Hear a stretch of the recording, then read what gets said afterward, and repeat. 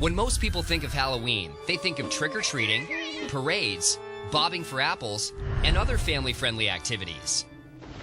But bet you didn't know the true story behind the ancient origins of Halloween. It all goes back some 2,000 years to the ancient Celtic festival known as Samhain, celebrated on November 1st. On the night before Samhain, people believed that the dead returned as ghosts. They would leave food and wine on their doorsteps to keep roaming spirits at bay, and wear masks when they left the house so they would be mistaken for fellow ghosts. The Christian church turned Samhain into All Saints' Day, or All Hallows, in the 8th century.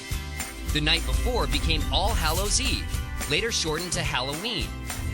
You've heard of trick-or-treating on Halloween, but what about souling or guising?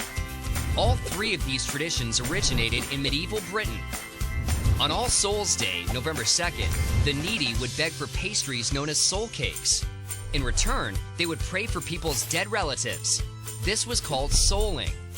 In the medieval Halloween tradition of guising, young people would dress up in costume and accept food, wine, money, and other offerings in exchange for singing, reciting poetry, or telling jokes.